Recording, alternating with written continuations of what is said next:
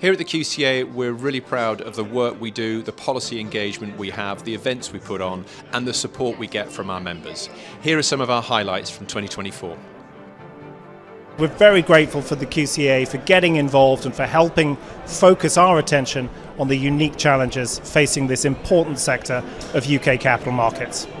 I think they do a fantastic job promoting the small mid-sized sector within the UK. I think it does a hugely important job lobbying in relation to companies that don't have the capacity to do it for themselves. The QCA is a really important organisation, and I think they really help to educate and advise people. It's really important to me as a non-executive director of an AIM company to see the Quota Companies Alliance and the sector being championed as a high profile level as possible. Incredibly helpful in surfacing a lot of the challenges that particularly smaller companies face on public markets in the UK. It's always really important that any policy is based on evidence and fact. So I think that's what's so important about the research element that the QCA brings. The FCA really relies on the input that it gets from organisations like the QCA.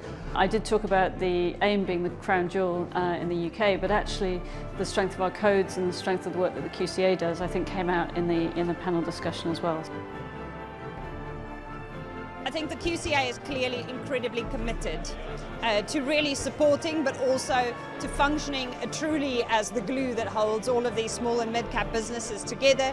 It's really impressive to just experience it firsthand. I think the job of the QCA and what they are doing to support those companies is very important, critical. It's a great resource, it's a great network and community.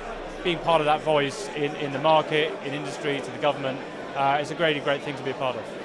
The QCA does a fantastic job of championing the interests of smaller quoted companies, bringing the issues to the fore to make sure that this community is heard by policymakers and by the broader investment community. The QCA provides a very important voice for smaller and AIM-listed companies in the UK. You guys are incredible. You are such a strong independent voice. It's an association which represents, I think, quite an important voice, and we need that.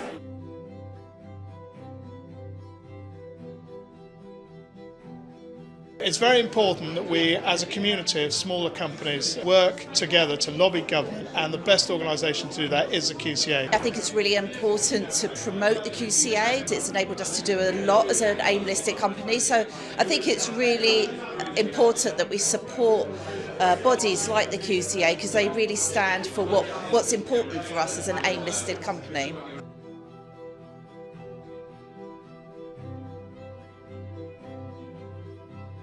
It's incredibly important because it sets the standard and it helps businesses as they improve their governance and they make governance relevant to the businesses as they build and grow them.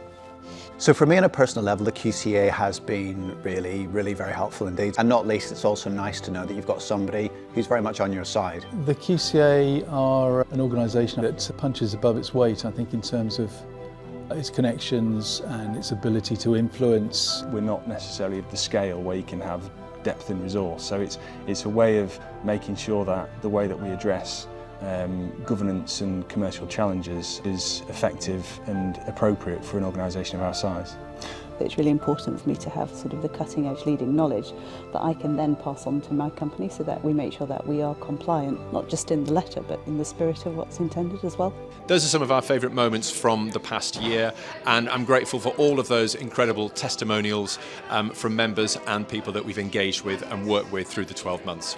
We know it's been a challenging time. We look forward to doing it all again though in 2025 and making sure that the UK's public markets are working as well as they possibly can for growth companies, for the UK's small and mid-cap stocks.